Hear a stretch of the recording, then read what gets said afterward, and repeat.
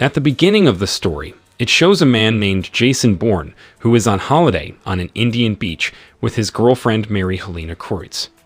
It is known that Jason is a former assassin agent for the CIA. But it has been 3 years since Jason chose to retire from the CIA because he wanted to live a quiet life with his girlfriend. The scene switches to the CIA office in Berlin, Germany. Here we will be introduced to the head of the German branch of the CIA named Pamela Landy. It turns out that at that time Pamela and all her men were watching the people they were after through CCTV cameras. But not long after, a man named Kirill suddenly installed 2 bombs in Pamela's office. He was also seen attaching fake fingerprints to outwit all the CIA. After that, Kirill entered the secret room and killed several guards. It turns out that Kirill intends to steal money and important files in the office. After succeeding, Kirill went to hand over the files he got to the person who had sent him to. A few hours later, Kirill was seen directly depositing the money and files to his boss named Yuri. It is known that Yuri is a boss of a Russian oil company, while Kirill is a policeman who doubles as a hitman. Then Yuri assigns Kirill to take out a former CIA assassin named Jason, who is currently holidaying on an Indian beach. Without waiting long, Kirill traveled to India to carry out Yuri's orders. The next day, Jason is seen jogging on the beach to enjoy his holiday. Until when Jason took a break and bought a drink at a stall, he accidentally saw a suspicious man. Sure enough, it turned out that the man was Kirill, who was assigned to finish Jason off. Jason, who had a bad feeling, he immediately invited Marie to get into the car and run away from the place. However, Kirill, who saw Jason run away, he immediately tailing him until there was a chase. In the middle of the action, Jason asked Marie to drive, while he would try to shoot Kirill. But unfortunately, Kirill chose to stop, and then pulled out a rifle and aimed at Jason from a distance. Here Kirill, who thought that Jason's position was still driving, then Kirill shot him right at Jason's lover. As a result of the shot, Jason's lover had to die, while Jason himself can still survive. On the other hand, Kirill, who thought that Jason had been successfully eliminated, he immediately returned to Germany to meet his boss, Yuri. Long story short, Kirill meets with Yuri and tells him that Jason is now dead. Hearing this, Yuri looked so happy because all his plans were going well. Yuri pays Kirill for the success of his mission. Behind that shows Jason, who is visiting the crime scene again for the death of his lover. Here, Jason is still confused about why he is being targeted, even though Jason now has no enemies. In the end, Jason decided to go to Germany to visit the CIA office, as well as find out who the mastermind was had killed his lover. The scene switches to the CIA office, which is now checking the fingerprints that Kirill had previously left. After checking, it turns out that the fingerprints belong to Jason, a former assassin agent who once worked for the CIA. This means that Yuri has deliberately told Kirill to slander Jason, so that the CIA thinks that Jason is the culprit. Meanwhile, Pamela, as the head of the CIA, she immediately called someone named Ward Abbott, who was her subordinate. It is known that Ward used to be the one who led the killer agents for the CIA, including Jason. Here Pamela asked where Jason was, because the person who had stolen the important files and the fingerprints proven to Jason. Ward replied that he did not know Jason's location right now, because Jason had left the CIA membership several years ago. In the end, Pamela immediately made Jason as the CIA's most wanted fugitive. On the other hand, it shows Jason, who just arrived at Berlin Airport, Germany. Until during the inspection, Jason's identity was automatically tracked as a CIA fugitive. In the end, Jason was detained by several police officers on duty there. Then Jason was taken to a room to be interrogated about several things. But here, Jason chose not to say anything to make the police who interrogated him annoyed. At the same time, one of the CIA members contacted the policeman and asked him to be careful, because Jason was a brutal person. But then suddenly Jason attacked the policeman. Jason was easily able to subvert the policeman, then tapped the policeman's mobile phone. After that, Jason stole a car and immediately checked the policeman's mobile phone that he had tapped. This is where Jason finally found out that he was now the most wanted fugitive by Pamela, the head of the CIA. After that, Jason decided to go to Munich, Germany to meet his former colleagues in the CIA. The next day shows Ward meeting a woman named Nicolette, or Nikki. It is known that Nikki is Ward's colleague at the CIA, and Nikki is also the person who was recruit Jason to become a CIA assassin agent. Then Ward took Nikki to meet Pamela, the head of the CIA, to discuss Jason's case. The scene moves to the city of Munich. Then a man is seen who wants to enter his house. But when he just entered, the man was shocked, because it turned out that there was Jason, who immediately pointed a gun on him. Apparently the man was Jason's former colleague when he used to work at the CIA, the man named Jarda. Here Jason asks about why the CIA has made him a fugitive, even though Jason has never done anything wrong. Jarda replied that he didn't know, because Jarda had also left the CIA a long time ago.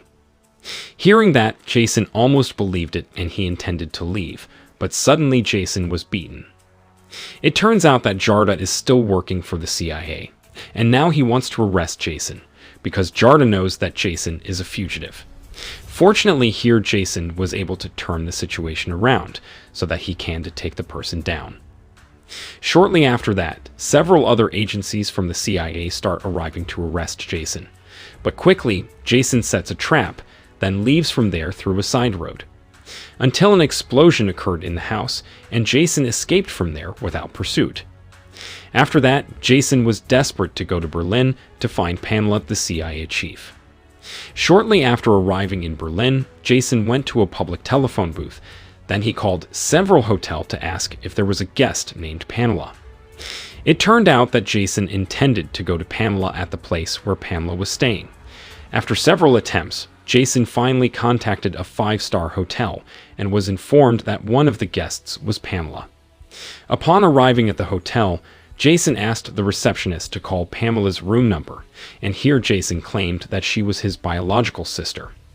When the call was connected, Jason immediately knew from the phone call that Pamela was staying in room 235. Then Jason quickly went to the room. But when Jason was walking, he saw Pamela who wanted to leave.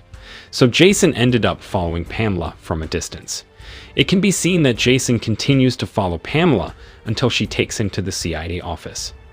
Here Jason decided to climb to the top of the building right next to the CIA office.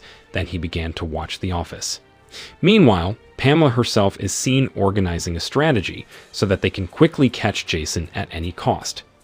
It turns out that Jason is not only slandered for stealing important CIA files, but has also killed a Russian minister named Vladimir Nevsky. Soon Pamela was contacted by someone who was Jason. Here Jason asks why the CIA suddenly made him a fugitive. Pamela answers whether Jason has forgotten that he stole important CIA data and also killed the Russian minister. Hearing that, Jason was shocked, because Jason was only being slandered by Kirill on Yuri's orders. Then Jason said that he would surrender as long as Nikki was the one who caught him. We know Nikki is the one who recruited Jason to become a CIA assassin. Then Jason asked Nikki to come alone to the city park to meet Jason. After the line was closed, Pamela told Nikki to arrest Jason. Pamela will also send another agent to guard Nikki remotely, so Nikki doesn't have to worry. In a short time, Nikki was now in the city park. It was seen that some of Pamela's agents had also prepared to protect Nikki. At the same time, there happened to be people protesting, so the atmosphere became very crowded. Jason also used this opportunity to take Nikki to a quiet place, because he already knew that Nikki might not come alone. After being in a quiet place, Jason explained to Nikki that he was only being slandered. Jason never stole any important data from the CIA, even more killed the Russian minister. Nikki said that the CIA already had evidence in the form of Jason's fingerprints, so it would be difficult for Jason to evade. Hearing that, Jason promised to prove his innocence to the CIA, and then Jason left. A few hours after that, Jason was seen looking for information about the death of the Russian minister. After searching, Jason finally got information that the Russian minister was killed in one of the hotels on the outskirts of the city. Knowing that, Jason rushed to the hotel. The scene moves to Ward, who is currently with one of the investigating teams. Here, the investigator says that he has just found irregularities in Jason's fingerprints. The investigator believes that Jason must have been framed. Hearing that, Ward for some reason immediately finishes the person off. Back to Jason, who is now at the hotel. Then he goes to the room where the minister was killed to find some clues. However, in the hotel lobby, it turns out that Jason's identity has been tracked as a CIA fugitive, so the police quickly arrive to arrest Jason. Jason, who realized that the hotel was surrounded, he rushed to escape through the window of the room. But after a long way, Jason ran into a policeman who recognized Jason's face. The policeman immediately informed his colleagues and a chase ensued. In the end, Jason trying to escape from the pursuit of the police. After that, Jason decided to go to Ward's house with the intention of asking Ward for help, because it was known that Ward used to be Jason's former superior in the squad. A few hours later, it shows Ward who is contacting someone. It turns out that the person he contacting was Yuri. Here, Ward tells Yuri that Jason is still alive, and they must finish Jason off immediately. Then Ward and Yuri discuss their business about his oil company in Russia. It is revealed that the mastermind of the person who has slandered Jason is not only Yuri, but also Ward. They are currently creating the largest oil company in the country. Because the Russian minister does not allow it, so they assign Kirill to eliminate the minister.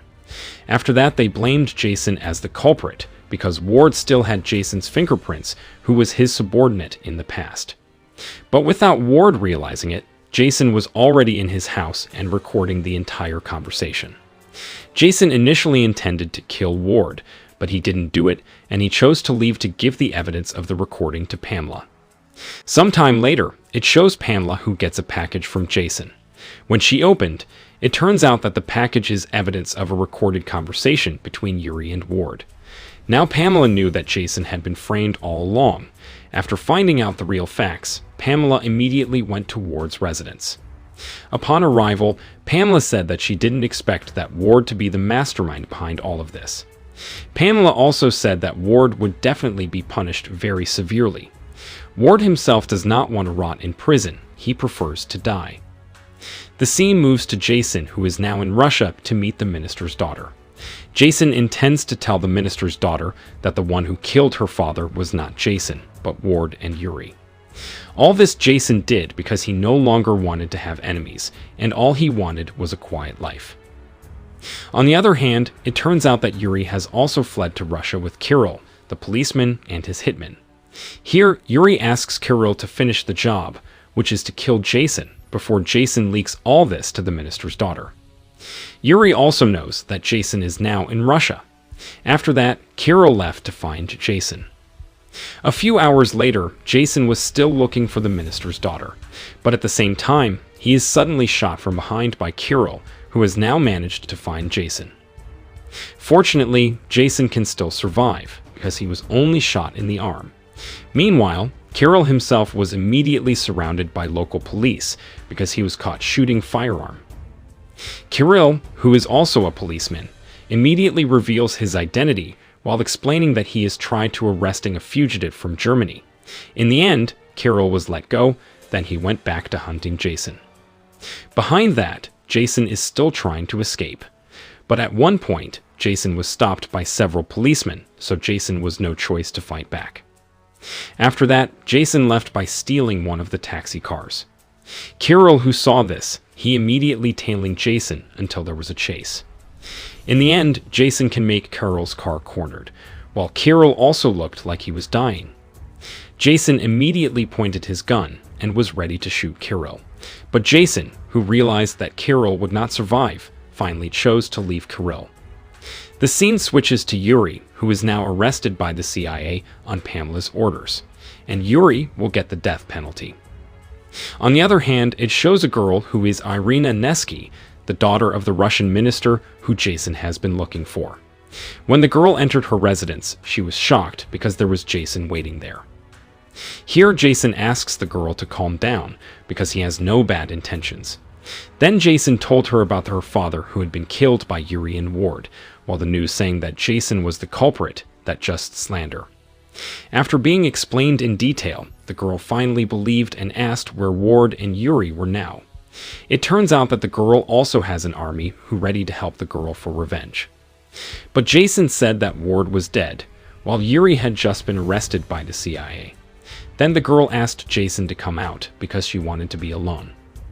A few days later, we see Jason contacting Pamela.